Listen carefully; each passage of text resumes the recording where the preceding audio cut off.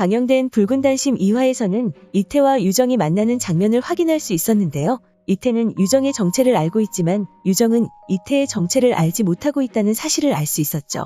그 누구에게도 자신의 진심을 보여주지 않던 이태는 유정에게만은 자신의 진심을 표현하는 장면을 여러 장면을 통해 확인할 수 있었습니다.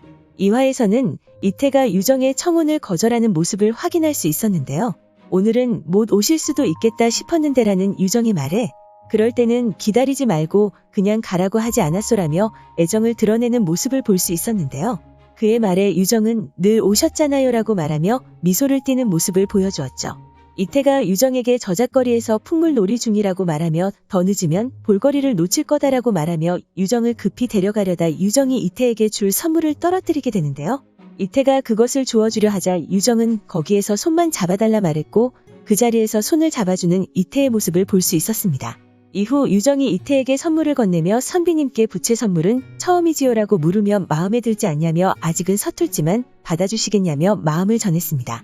이후 이태와 유정이 다시 한번 만나게 되었고 이태의 자맹을 들킬 뻔했지만 다행히 위기를 넘기게 되는 장면도 확인할 수 있었습니다.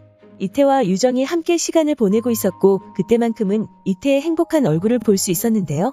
이태가 돌아가던 길 유정이 박계원에 대해 알아보려 한다는 사실을 이태가 알게 됩니다. 이태는 유정에게 박계원의 집안에 대해 캐는 이유가 무엇인지 물었고 특이한 정보가 있어 알아보는 중이라 유정이 답합니다. 특이한 정보가 무엇이냐 묻는 이태에게 박계원의 별채에 기거하는 여인이 있다며 박계원의 진려라 알려줍니다. 이후 박계원이 지금부터 말할 것은 사리사욕이 아닌 간청이라 말하며 자신의 진려를 중전으로 간택하려 한다고 말합니다. 유정은 이태에게 박계원의 진려가 중전으로 간택될 것이라는 사실을 알려주었고 이태는 유정에게 왜 그런 것을 알아보려 하냐며 복수라도 하려고 하냐 물어보는데요. 가능하다면 못할 것도 없다고 말한 유정은 자신의 집안과 선비님의 집안을 멸문시킨 범인이 누군지 찾아 아버지의 누명을 벗기겠다 말합니다. 자신을 위해서도 그리고 이태를 위해서도라는 유정의 말에 날 위해서라면 아무것도 하지 말라고 말한 이태였는데요. 자신을 위한다면 모든 것을 잊고 평범하게 살라고 말하며 돌아갑니다. 이후 박계원이 부원군이 받은 정자가 없다는 사실을 알게 되는 장면을 볼 수 있었는데요. 그 장면에서 정의균이 이태의 사람이라는 것을 알게 되었죠. 그 사실을 알게 된 후 내시들 처소의 검문이 시작되었고 한 서책에서 비밀암호를 찾아내는 박계원의 모습을 볼 수 있었는데요. 이태와 정의균의 대화 중 박계원의 진려에게 중전의 자리를 내줄 수 없다는 이태의 마음을 알 수 있었습니다. 이후 조연희를 찾아간 이태는 조연희에게 중전이 되어달라 말하는데요. 이후 조연희를 찾아 나선 조원표가 이태의 겸사부들과 맞서게 되었고 이태를 만나게 되는데요. 한편 박계원이 이태가 자맹을 나갔다는 사실을 알게 되었고 이태의 계획을 궁금해하고 있었습니다. 조원표를 만난 이태는 원자의 외조부가 되어달라 말하는데요. 이후 유정에게 위기가 생겼다는 사실을 알게 된 이태는 유정에게 달려갔고 다행히 유정을 구하는 이태였습니다.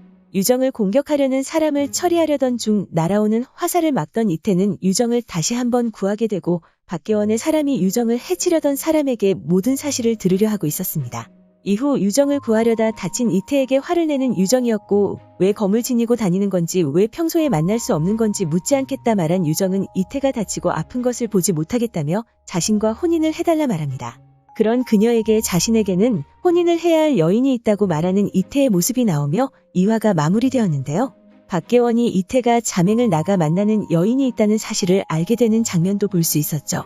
이후 예고에서는 어찌 처리할 것이냐는 대비의 물음에 좋은 기회가 아니냐 말하며 그 정도의 기쁨은 드려야지요라고 말하는 박계원이었는데요. 아마도 박계원이 유정을 중전의 자리에 올리지 않을까 생각됩니다. 그리고 유정을 자신의 사람으로 만들어 자신이 원하는 바를 이루려 할 것으로 보이는데요. 과연 이후의 이야기는 어떻게 전개될지 궁금해집니다. 오늘 준비한 영상은 여기까지입니다. 시청해주셔서 감사합니다.